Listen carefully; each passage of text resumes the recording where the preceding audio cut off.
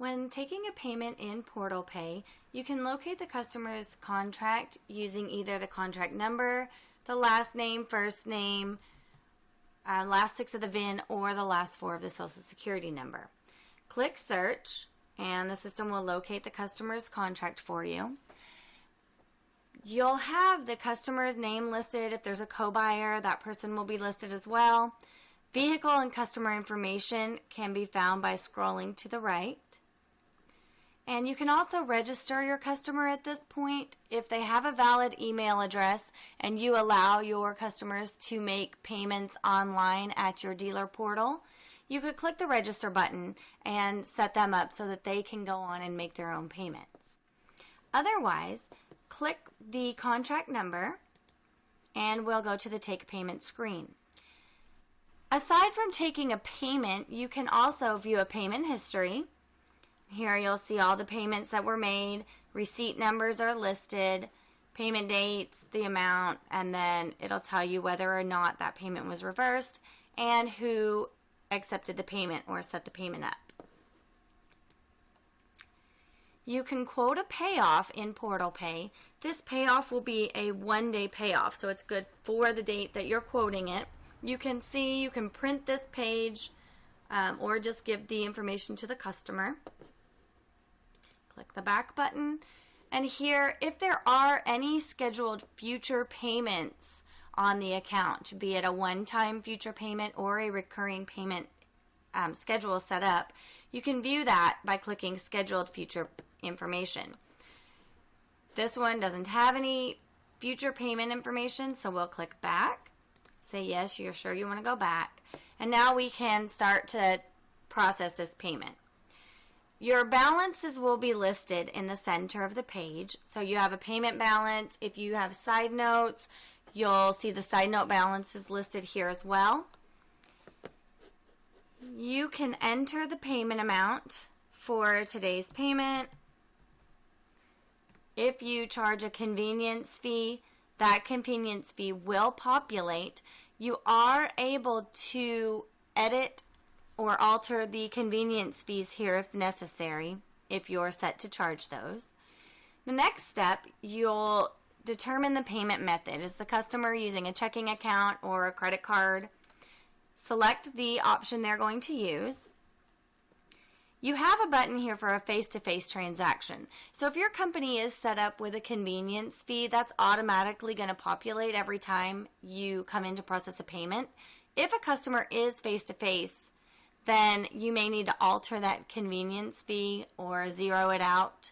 So if it's a face-to-face transaction, by checking this box, the system will automatically remove or zero out that convenience fee for you.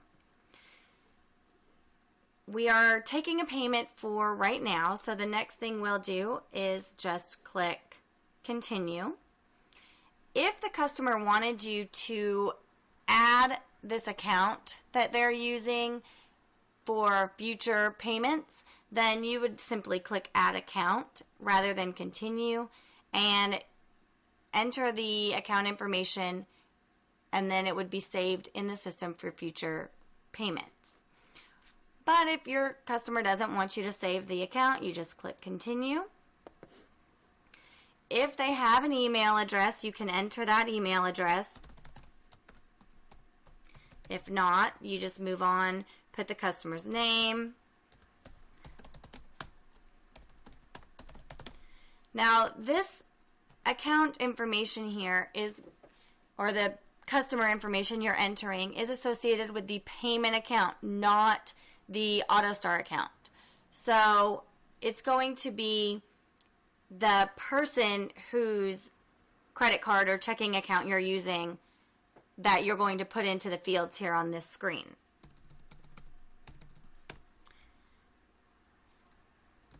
Enter the banking information. For this example, we're using a checking account. Enter the billing address. Personal or business account.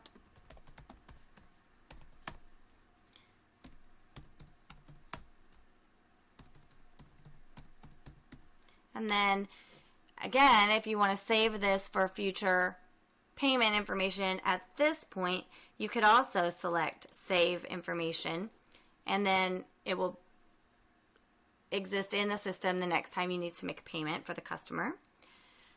Click Continue, and we'll be taken to the confirmation page. At this point, you'll need to read this authorization information to your customer, as well as verifying the customer payment information that you've just added to the system to make sure everything is correct.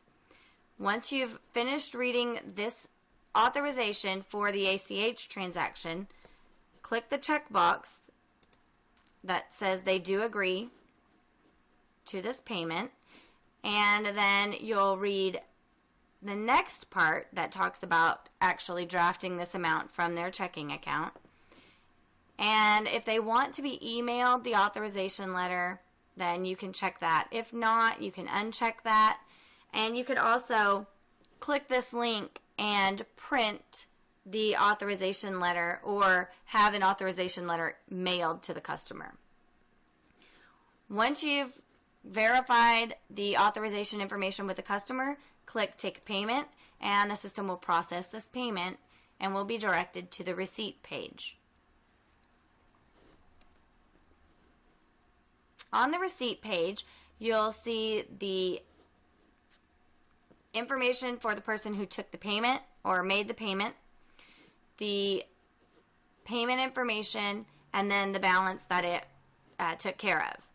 At this point, you are able to print the receipt, so if you do have a face-to-face transaction being processed, you can print this and give it to the customer at this point. Otherwise, you're welcome to use the receipt number or the transaction ID as a quote-unquote confirmation number for the customer, and then pick a different contract to be ready to take the next payment for your customers. And that is how you can set up and process a one-time payment for your customer.